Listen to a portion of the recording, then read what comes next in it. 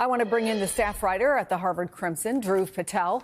Also here with us, independent political strategist and co-founder of the Lincoln Project, Reed Galen. So, Dhruv, you just heard some of your classmates say the administration is treating your community like pawns. Or, as your colleagues at the Crimson put it, quote, they are talking about the human cost of playing politics. What's it like on campus right now? What are the conversations? Right. Look, I think it's really a moment of confusion and anxiety for many international students on campus. When we saw the Department of Homeland Security's directive come in last Thursday, the immediate question for many international students was, what does this actually mean for me? Especially for graduating students who are set to walk across the stage at Harvard's commencement ceremony tomorrow.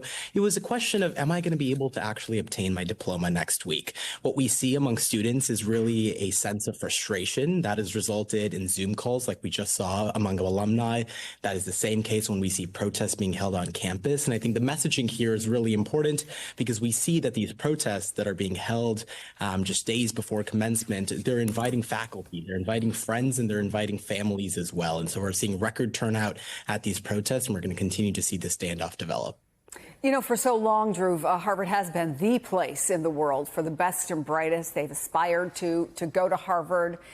How real is the fear that either they will not be allowed to go to Harvard, or with all the uncertainty, they'll just say it's not worth it?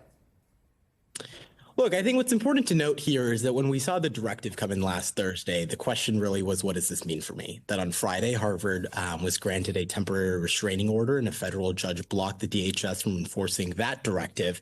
But like we saw, there's a new directive now to place a pause in student visa interviews. And there's still an open question of what's to come in the pipeline. And so really for international students, it's a mix of, good news and then bad news as well. And for them, it's really being able to confront the moment and being able to stay up to date on the information as the standoff continues to develop, both in the political end, but also the legal system.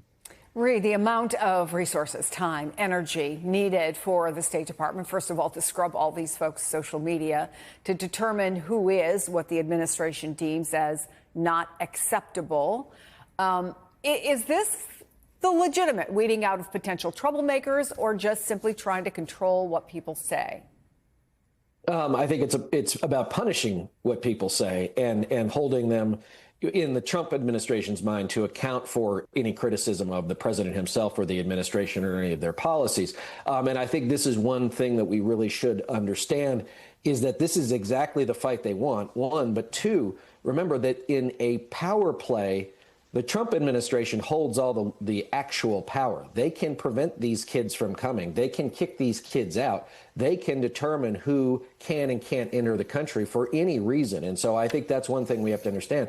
I think the other part, too, is that when we talk about Harvard and you hear, if it's going to happen to us, it'll happen to you next, I think that we who believe in free expression, in the idea of a solid education for all Americans or all humans, we have to expand the argument, right? It's not just about Harvard. If we leave it about Harvard, that makes it too elite an argument. This is about taking on education as we know it. It's about taking on what we know as a liberal democracy and the philosophy of free thought and free expression. But we have to make that palatable not only to people who stayed home, but also to a lot of the people who support Donald Trump, who are not the people that you might think of, but a lot of upper middle class people in suburbs who also didn't go to Harvard, who maybe don't really like it. And lastly, making sure that people understand that, okay, yes, Harvard gets a lot of funding, but what is the downstream benefit of that? And I think that that's a story that Harvard needs to tell, too, not just to you and me, Chris, but to everybody around the country.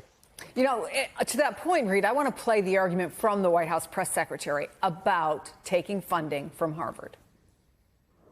And the president is more interested in giving that taxpayer money to trade schools and programs in state schools where they are promoting American values, but most importantly, educating the next generation based on skills that we need in our economy and our society. Apprenticeships, electricians, plumbers. We need more of those in our country and less LGBTQ graduate majors from Harvard University. And that's what this administration's position is.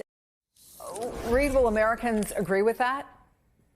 I think some will. Look, I think that it's one of those where we have spent, Chris, the last 50 or 60 years telling everybody that they have to get a higher education. And frankly, putting down those who either are unwilling or incapable of getting into college for whatever various reasons. And so I think that we do need blue collar people. But also remember that we already have 500,000 open manufacturing jobs that we can't fill with the people we have. And so this is just one more lowest common denominator. I mean, look, she's a kook. She's going to say whatever it is she needs to say, but they're very good at this. I mean, Donald Trump on any given day may sound like a buffoon and is a buffoon, but we should never, ever deny that the people around him are very savvy about the arguments they're making, to whom they're making, and how they're making them so that they spread across the broadest swath of Americans who can try and do that reasonable person test. They'll go, well, yeah, we probably should give more money to trade schools. And that's why you have to argue about this upfront, hard, every time. Do not sit back and say, well, maybe this time we'll just pass because he's done it before.